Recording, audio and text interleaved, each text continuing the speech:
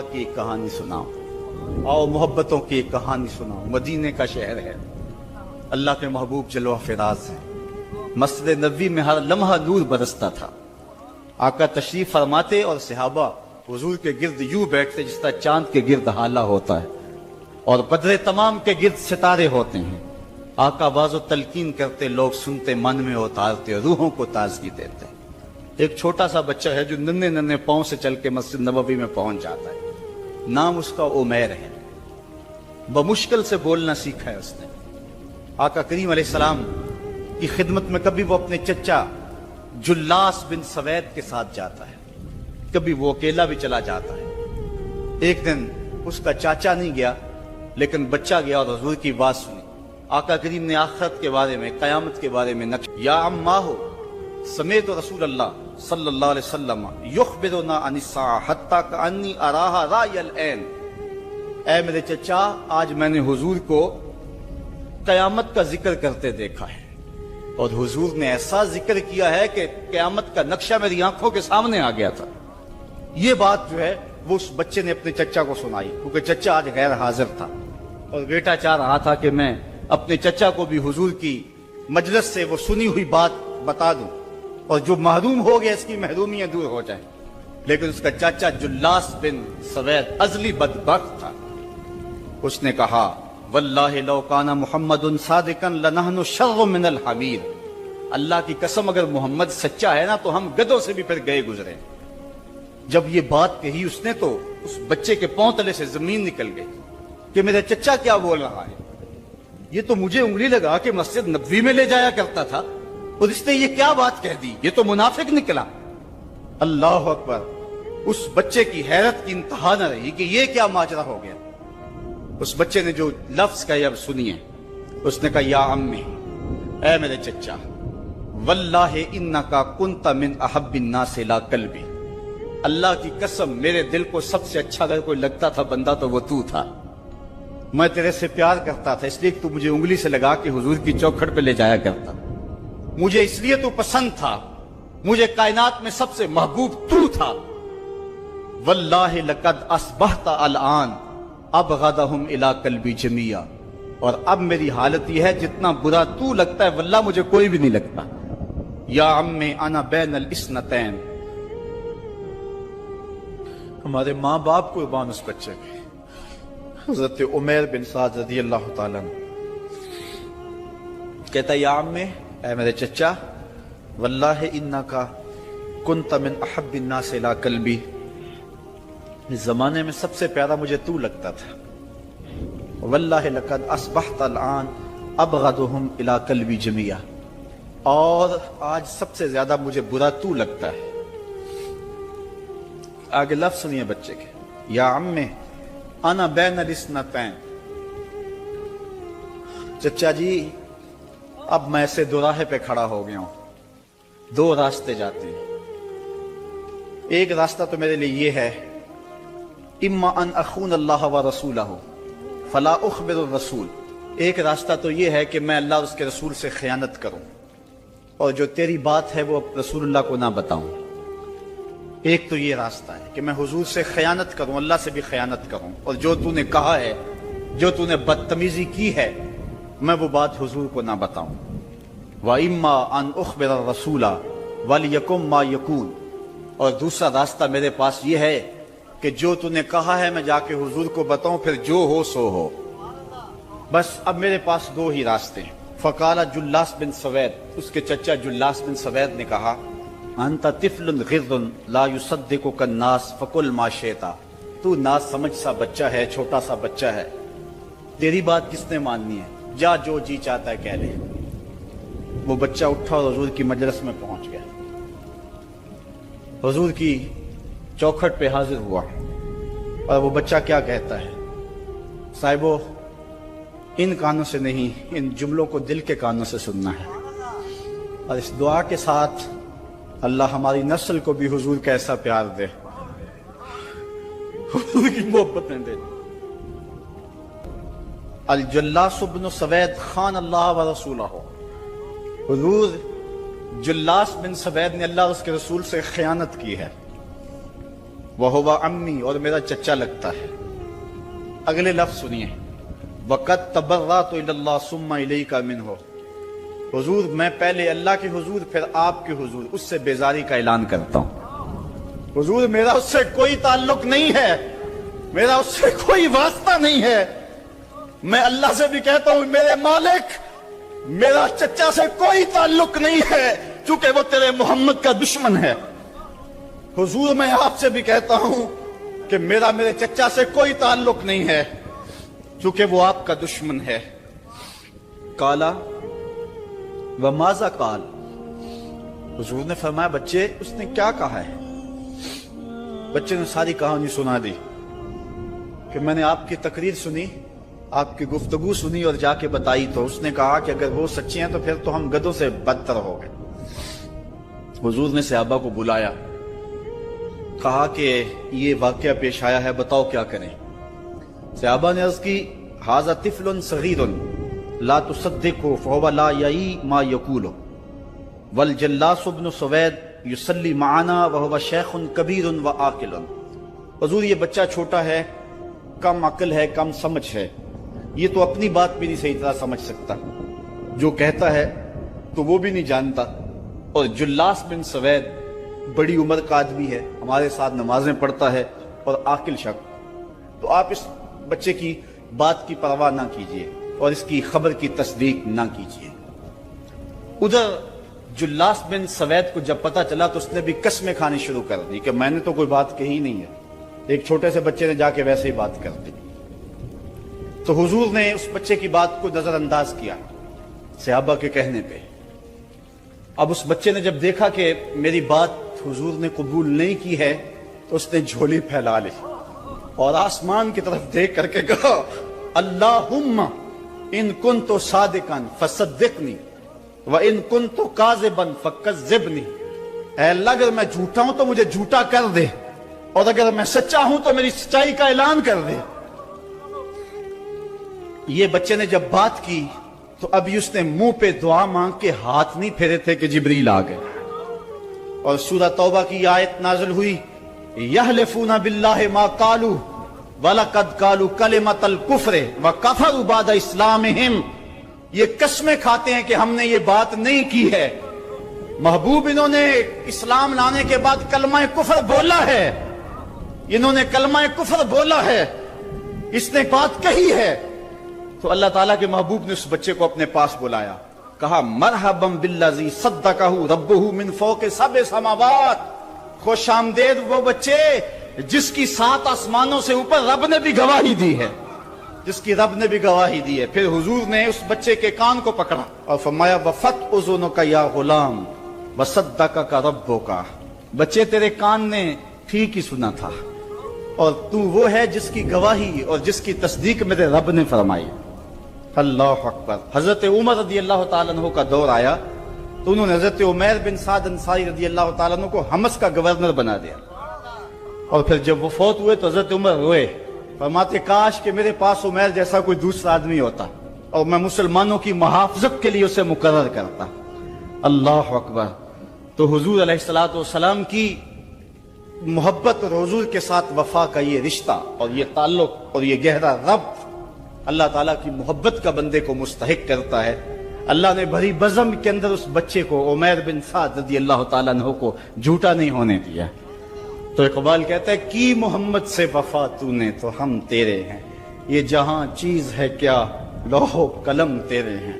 کسی امیر شخص کا نام ہے کیا بدن کے اوپر پیوند لگے لباس پہننے والے وہ فاقہ مست کیا امراء کی فہرست میں آتے تھے؟ ہمیں تو وہ کہانی بھی اسلام کی غربت کی یاد آتی ہے کہ جب احد کے اندر 70 شہیدوں کے لاشیں پڑے ہوئے ہیں تو حضرت صفیہ حضور کی پھپھی اپنے بھائی حمزہ کے لیے 2 چادریں لے کر کے کفن کی آتی ہے، تو حضور علیہ السلام نے فرمایا کہ جس قبر میں حمزہ کو دفن کیا جائے اسی قبر میں مصعب بن عمیر کو بھی کفن دیا جائے اور دفن کیا جائے، اور کہا میرے چچا کے لیے اس کی جو بہن میری پھپھو جو 2 چادریں لے آئی ہے، کہا 1 چادر ہم مصعب بن عمیر کو دیں گے۔ یہ مصعب بن عمیر کون ہے؟ تاریخ پڑھو، کتنی دل آویز تاریخ ہے۔ مکے میں ایک امیر ترین خاتون ہے جس کے بیٹے کا نام مصعب ہے، اور وہ اپنے بیٹے کو اتنا خوبصورت لباس پہناتی ہے اور اتنے خوبصورت خوشبو اور عطر اس کو لگاتی ہے کہ مصعب بن عمیر جن گلیوں سے گزرتے تھے دیر تک وہ گلیاں مہکتی رہتی تھی۔ لوگ کہتے تھے یہاں سے مصعب گزر کے گیا ہوگا اس لیے یہ گلیاں مہک رہی ہیں۔ اچھا، پھر مصعب پہ نظر پڑتی آتا ہے، ماں کافرہ ہے، جب پتہ چلتا ہے تو اس کا لباس بھی چھین لیتی ہے، سہولتیں اور آسودگیاں بھی واپس لے لیتی ہے۔ پھر وہ وقت بھی آیا کہ مصعب بن عمیر حبشہ کی جانب ہجرت کر جاتے ہیں۔ مکے کے حالات کچھ تھوڑے سے خوشگوار نظر آئے تو وہ حبشہ سے واپس مکے جب پلٹے تو ان کے بدن پہ جو چادر تھی وہ جگہ جگہ سے پٹی ہوئی تھی۔ میرے آقا کریم علیہ السلام نے دیکھا تو حضور کی آنکھوں میں آنسو ٹپکنے لگے۔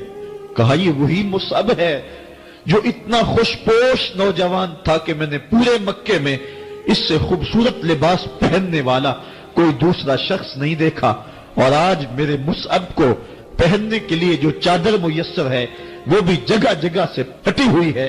یہ اسلام کی غربت کی کہانی ہے، اور آج احد میں یہی مصعب بن عمیر شہید ہو جاتے ہیں اور ان کے لیے کفن بھی دستیاب نہیں ہے۔ حضور نے کہا جو میرے چچا کے لیے 2 چادریں لائی ہیں ان میں سے ایک کا کفن مصعب کو دے دو نا، اور دوسری چادر سے کفن میرے چچا کو دے دیا جائے۔ اچھا، حضرت مصعب کے لیے بڑی چادر رکھ دی گئی اور حضرت امیر حمزہ کے لیے جو چادر تھی وہ چھوٹی تھی، اگر سر ڈھانپتے تھے تو پاؤں ننگے ہو جاتے، اگر پاؤں ڈھانپتے تھے تو سر ننگا ہو جاتا۔ حضور نے فرمایا میرے چچا کا سر ڈھانپ دو اور پاؤں کے اوپر اذخر نامی گھاس ڈال دو۔ میں یہ اسلام کی غربت کی کہانی تمہیں سنا رہا ہوں، جب میرے رسول کے چچا کے لیے پورے کفن کا ٹکڑا بھی دستیاب نہیں تھا، اسلام اس وقت بھی عزت پا گیا تھا، اسلام اس وقت بھی ذلیل نہیں تھا، اسلام اس وقت بھی سربلند تھا، اور اسلام اس وقت بھی عزتوں کی مسند پہ تھا۔ یہ اسلام کا وہ دور ہے کہ جب حضور مسجد نبوی سے باہر نکلتے ہیں تو آگے حضرت عمر و ابو بکر رضی اللہ تعالی عنہما کھڑے ہیں، چہرے کے اوپر عجیب اداسی ہے۔ کہا عمر، ابو بکر اس وقت کیوں کھڑے ہو؟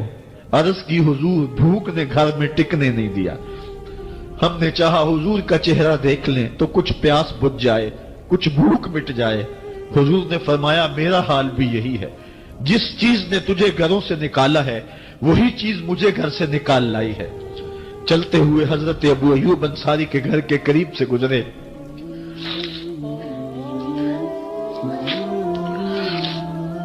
حضور کی خوشبو پا کے وہ باہر آ گئے۔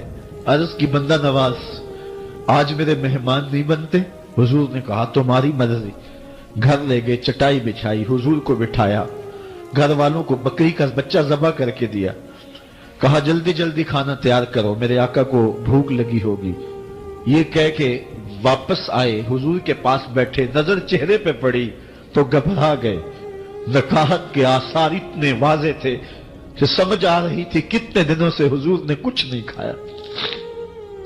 اٹھ کے باغ میں چلے گئے، کھجوروں کا خوشہ توڑا، حضور کے سامنے رکھا، کہا بندہ نواز جب تک کھانا تیار نہیں ہوتا یہ کھجوریں تناول فرمائیں۔ تھوڑی دیر کے بعد کھانا دسترخوان پہ لگ گیا، حضور سے عرض کی گئی حضور آئے کھانا تناول کر لیں۔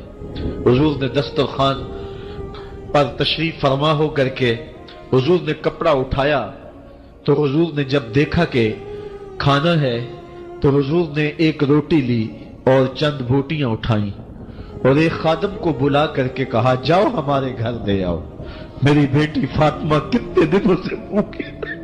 کہا جاؤ ہمارے گھر دے آؤ، میری فاطمہ کتنے دنوں سے بھوکی بیٹھی ہوئی ہے۔ مال کے کونین ہیں، گو پاس کچھ رکھتے نہیں، دو جہاں کی نعمتیں ہیں ان کے خالی ہاتھ میں۔ آپ کو پتا ہوگا کہ جب میرے رسول کا انتقال ہوا ہے، حضور کا وصال ہوا ہے، تو حضور کی ایک ذرا ایک یہودی کے گھر میں، یہ اسلام کی غربت کی کہانی ہے، اور پھر اللہ نے اسلام کو अमारत के रंग भी दिए। आओ तुम्हें कहानी सुनाऊं। हजरत अदी बिन हातम रिवायत करते हैं, सही बुखारी में रिवायत है। ये हातम ताई के बेटे हैं। कहते हैं मैं हुजूर की खिदमत में हाजिर हुआ। एक शख्स आया, कहने लगा हुजूर गुर्बत ने मेरा बुरा हाल कर दिया है। और उसने शिकायत की, गुर्बत की, पसमानदगी की और अपनी मुआशी बदहाली की। फिर एक शख्स आया, कहने लगा हुजूर मेरे पास दौलत तो है, लेकिन मैंने जिस मंजिल पे जाना है रास्ता पुरखतर है, तो मेरे लिए क्या हुक्म है कि मैं कैसे रास्ता तय करूं। तो ये दो लोगों ने ये बातें की तो हजरत अदी कहते हैं कि हुजूर ने रूए सुखन मेरी जानब मोड़ा और मेरी जानब मुखातिब होके कहा, अदी तूने हीरा देखा है? अदी कहते हैं मैंने अर्ज की हुजूर देखा नहीं, सुना है। हीरा ये शहर है इराक का। तो हुजूर ने फरमाया अदी तूने हीरा देखा है? मैंने कहा नहीं हुजूर देखा नहीं, उसका तज़किरा सुना है। फरमाया अदी अगर अल्लाह तुझे जिंदगी की मोहलत दे तो हीरा से एक खातून चलेगी, तू अपनी आंखों से देखेगा और मक्के तक पहुंचेगी और अल्लाह के घर काबा का तवाफ करेगी और उसको हीरा से लेकर के मक्के तक अल्लाह के अलावा किसी का डर नहीं होगा। कहते हैं कि मैंने दिल में कहा कि फिर बनु तय के डाकू मर गए होंगे जिन्होंने अरब के ऊपर रोब डाल रखा है, तो वो तो फिर खत्म हो गए होंगे। कहते हैं मैं भी सोच ही रहा था कि हुजूर ने मजीद मेरी हैरत में इजाफा करते हुए कहा, अदी अगर तुझे अल्लाह ने जिंदगी की मोहलत दी तो तू देखेगा कि किसरा के खजाने तेरी झोली में होंगे। तो उस दौर की सुपर ताकत थी। मैंने कहा हुजूर किसरा बिन हुरमज? हुजूर ने फरमाया हां किसरा बिन हुरमज। कहते हैं कि हुजूर ने फिर फरमाया दी अगर तू जिंदगी पाई तो तू वो दिन भी देखेगा कि एक शख्स ज़कात की रकम लेकर के, ज़कात की चांदी लेकर के, ज़कात का सोना लेकर के निकलेगा और उसको कोई ज़कात का मुस्तहिक ही नहीं मिलेगा।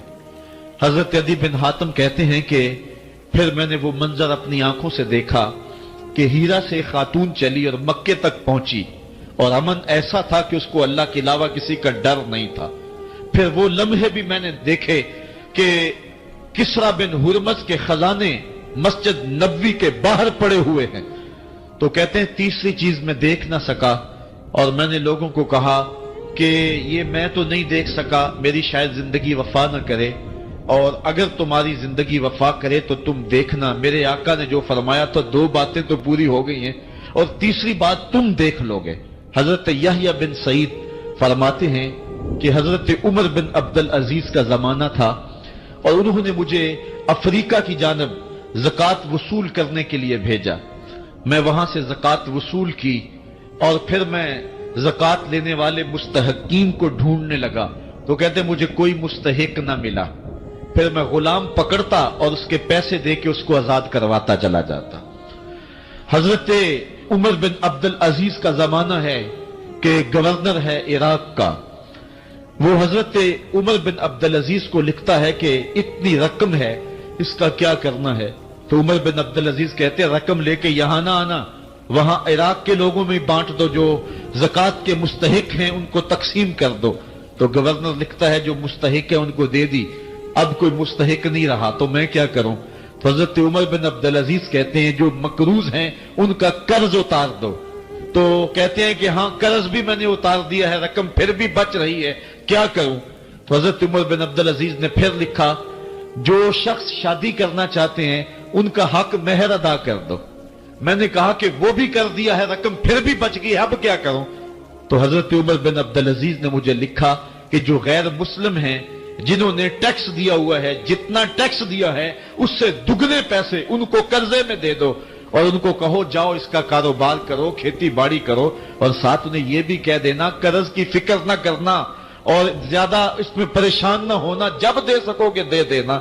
ये दौर भी फिर इस्लाम ने देखा और ये घड़ियां भी देखी जब चिथड़े पहने हुए थे, जब पैबंद लगे लिबास पहने थे, जब पेट में डालने के लुकमा भी नहीं था। अल्लाह का दीन उस वक्त भी गालिब था और जब गलियों के अंदर रेशम बिखरा हुआ होता था कोई उठाने वाला नहीं था, दीन उस वक्त भी गालिब था। दीन का गालिब होना या ना होना اس کا تعلق جو ہے وہ مال و دولت سے نہیں ہے۔ اقبال کہتا ہے کہ زوال بندائے مومن کا بے زری سے نہیں، مومن کا زوال بے زری سے نہیں ہے بلکہ اس کا سبب کوئی اور ہے۔ وہ سبب ڈھونڈنا ہے کہ ہم دنیا میں رسوا ہو کے کیوں رہ گئے، ہم زمانے کے سامنے تماشا کیوں بن کے رہ گئے، آج نبی کی امت پوری کائنات میں رسوا ہو کے کیوں رہ گئی، آج ہمارا تماشا دیکھا جا رہا ہے، آج بھوکے کتوں کو ہماری بے شمار بہنوں کے اوپر چھوڑا جا رہا ہے اور اس کا تماشا دیکھا جا رہا ہے۔ کیا ہم نے یہ دن بھی دیکھنے تھے؟ ہم نے سراغ لگانا ہے۔ دولت کی قلت اور کثرت یہ ثانوی چیزیں ہیں۔ ہم نے تاریخ میں دیکھا ہے ہم کبھی مالی طور پہ کمزور تھے، رسوا نہیں ہوئے۔ اور ایک روایت حضرت سلیمان بن سرد رضی اللہ تعالی عنہ سے مروی ہے، کہتے ہیں کنت جالسا مع النبی صلی اللہ علیہ وآلہ وسلم، میں حضور علیہ السلام کی مجلس میں بیٹھا ہوا تھا، دو لوگ تھے وہ آپس میں الجھ رہے تھے، ان میں سے ایک شخص کا چہرہ غصے سے سرخ ہو گیا، رگیں پھولی ہوئی تھی اور ایک دوسرے کے لیے سب و شتم کا ماحول پیدا ہو گیا تھا۔ اللہ کے رسول صلی اللہ علیہ وآلہ وسلم نے ارشاد فرمایا میں ایسا کلمہ جانتا ہوں کہ اگر یہ کلمہ پڑھ لیں تو ان کا یہ غصہ زائل ہو جائے گا، ان کی جو کیفیت ہے ختم ہو جائے گی، اور وہ کیا ہے؟ اعوذ باللہ من الشیطان الرجیم۔ یہ پڑھ لیں تو جو ان کے اندر ہے وہ چلا جائے گا۔ تو لوگوں نے اس شخص کو کہا جس کی رگیں پھولی ہوئی تھی اور غصے سے اس کا چہرہ سرخ ہوا جا رہا تھا کہ تعوذ پڑھو، اعوذ باللہ من الشیطان الرجیم پڑھو۔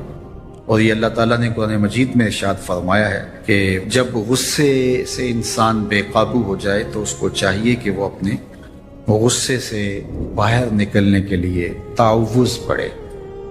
ایک روایت میں ہے اللہ کے محبوب نے ارشاد فرمایا تم میں سے اگر کوئی شخص غصے میں آئے تو وہ خاموش ہو جائے، تو خاموشی سے غصے کا لیول نیچے آنا شروع ہو جائے گا۔ اور ایک روایت میں ارشاد فرمایا جب تم میں سے کوئی شخص غصے میں ہو تو وہ کھڑا ہوا ہو تو وہ بیٹھ جائے، اور اگر اس کا غصہ اس سے زائل ہو گیا تو ٹھیک، ورنہ لیٹ جائے۔ یعنی اگر وہ کھڑا ہو تو بیٹھ جائے، اور اگر بیٹھنے کے باوجود بھی غصہ ختم نہیں ہونے پا رہا تو لیٹ جائے، خاموش ہو جائے، تعوذ پڑھے اور بیٹھ جائے یا پھر لیٹ جائے۔ تو یہ چار صورتیں غصے کو کم کر دیتے ہیں۔ تو غصے کو نافذ کرنے کی بجائے کوشش کرنی چاہیے کہ غصہ جو ہے وہ فروغ ہو جائے، کیونکہ غصے میں انسان ایسے امور کر لیتا ہے کہ بعد میں اس کو سخت پچھتاوا ہوتا ہے۔ تو ایک شخص نے حضور سے کہا کہ حضور مجھے کوئی وصیت کیجئے۔ حضور نے اسے ارشاد فرمایا کہ تو غصہ نہ کیا کر۔ اس نے پھر کہا مجھے وصیت کیجئے، تو آقا کریم نے پھر فرمایا غصہ نہ کیجئے۔ اس نے پھر کہا یہ بات ایک بار نہیں، اس نے کئی بار حضور سے پوچھی۔ وہ کوئی اور وصیت طلب کرنا چاہ رہا تھا کہ یہ تو ٹھیک ہے کچھ اور وصیت بھی کیجئے۔ اس سے ایک تو اس شخص کی ذاتی صورتحال ایسی ہوگی، اور دوسری یہ ہے کہ اس نصیحت کی اہمیت کے پیش نظر کہ غصہ جب انسان کو آتا ہے تو وہ مغلوب ہو جاتا ہے اور بہت غلط فیصلے کر بیٹھتا ہے، اس لیے بار بار ایک نصیحت پر تاکید کرنا اور اس کا تکرار کرنا اس امر کی طرف توجہ دلاتا ہے کہ ہمیں معاملات کے اندر بہت معتدل رہنے کی ضرورت ہوتی ہے۔ جو شخص غصے کو نافذ کرنے کی طاقت رکھتا ہے، ایک تو ہوتا ہے کہ بندہ غصے سے خود اپنے آپ کو بے چین کرے گا، لیکن اپنے غصے کو نافذ نہیں کر سکتا، غصہ نکال نہیں سکتا، خود پیچ و تاب کھائے گا۔ لیکن یہ وہ شخص ہے جو غصے کو نافذ کر سکتا تھا، اس کے پاس طاقت تھی، لیکن اس نے اس کے باوجود غصے کو ضبط کیا۔ حضور علیہ السلام نے ارشاد فرمایا قیامت کے دن اللہ تعالیٰ لوگوں کے سامنے اسے بلائے گا، تو اللہ تعالیٰ اسے اختیار دے گا کہ جنت کی حوروں میں سے جس کے ساتھ تم نکاح کرنا چاہتے ہو، جس کے ساتھ تم رہنا چاہتے ہو، تمہیں اس کا اختیار دیا گیا ہے، اس لیے کہ تم نے اپنے غصے کو ضبط کیا اس کو نافذ کرنے کی طاقت کے یہ بھی ہوتا ہے کہ کسی کو کسی عمل خیر کی توفیق ہو جاتی ہے تو وہ اس پر اللہ کا شکر کرنے کی بجائے دوسرے لوگوں کو جو فی الحال اس توفیق سے محروم ہیں حقارت کی نظر سے دیکھنا شروع کر دیتا ہے۔ بعض اوقات کسی کو نماز پڑھنے کی توفیق مل گئی تو وہ بے نمازیوں کو حقارت کی نظر سے دیکھنا شروع کر دیتا ہے، تو یہ اس کے عمل کا عجب اس کے عمل کو برباد کر دیتا ہے۔ اگر اللہ نے آپ کو خیر کی توفیق عطا کی تو آپ ان لوگوں کو خیر کی طرف لانے کی کوشش میں لگ جائیں جو خیر کی راہ پہ نہیں ہیں۔ بے نمازیوں کو نماز کا عادی بنانے کے لیے آپ کی جد و جہد شروع ہو جانی چاہیے کہ یہ خیر مجھے نصیب ہوا تو اس کو بھی نصیب ہو جائے، نہ یہ کہ آپ کسی کو حقارت کی نظر سے دیکھیں اور خود پسندی کے مرض میں مبتلا ہو جائیں کہ دیکھو میں نمازی ہوں اور میرے پاس یہ ہے اور فلاں کے پاس یہ نہیں ہے۔ تو اس پر اللہ کا شکر ادا ضرور کیجئے کہ اللہ نے مجھے توفیق عطا کی، لیکن کسی کو حقیر جاننے کی بجائے اس کو خیر کی راہ پہ لانے کی کوشش کریں، تو یہ آپ کے صالح اعمال کی قبولیت کا ذریعہ بن جائے گا۔ نہیں تو اگر ریا شامل ہو گئی تو عمل برباد، اگر تکبر آ گیا تو اللہ کو تو پسند ہی نہیں ہے، اگر عجب پیدا ہو گیا تو عمل کا نتیجہ آپ کو نصیب بھی نہیں ہو سکے گا۔ اس لیے عمل خالص ہو، صرف رضائے الہی کے لیے ہو، وہ عمل مرد نے کیا ہے یا عورت نے کیا ہے اس سے غرض نہیں ہے، شرط ہے کہ ایمان کے ساتھ اس نے صالح اعمال کا ذخیرہ جمع کیا ہے تو اس کو اللہ تعالیٰ جل شانہ ستھری، پاکیزہ، مطمئن اور خوبصورت زندگی عطا کرتا۔ اب وہ خوبصورت زندگی حیات طیبہ کیا ہے تو سنیے، حضرت سعید بن جبیر رضی اللہ تعالیٰ عنہ فرماتے ہیں کہ حیات طیبہ سے مراد الرزق الحلال ہے۔ اللہ جل شانہ جس کو پاکیزہ اور ستھری زندگی عطا کرتا ہے اس کو رزق حلال عطا کرتا ہے۔ حلال رزق کا نصیب ہو جانا ایک خوبصورت زندگی کا نصیب ہو جانا ہے، چونکہ حلال میں طمانیت رکھی گئی ہے۔ ایک شخص جتنا بھی حرام رزق اکٹھا کر لے اس کو اس سے طمانیت باطن، سرور باطن نصیب نہیں ہو سکتا، اس کے اندر اطمینان اور قرار نہیں آ سکتا، کیونکہ حرام میں یہ ہے ہی نہیں۔ تو حلال تھوڑا بھی مل جائے لیکن ہو حلال، وہ باطن کی طمانیت کا سبب ہے، اندر کی روشنی کا ذریعہ ہے، اور ایک سرشار، مطمئن، خوبصورت اور خوشگوار زندگی کی ضمانت ہوتی ہے رزق حلال۔ اللہ ہم سب کو اپنی جناب سے رزق حلال ہی نصیب کرے، اور اگر ہم سچے دل سے یہ عہد کر لیتے ہیں کہ اللہ ساری زندگی تو ہمیں رزق حلال ہی دینا اور ہم بھی ساری زندگی حرام کے ایک لقمے سے بھی اپنے آپ کو محفوظ کریں گے، اللہ آپ کے لیے حلال کے راستے کشادہ کر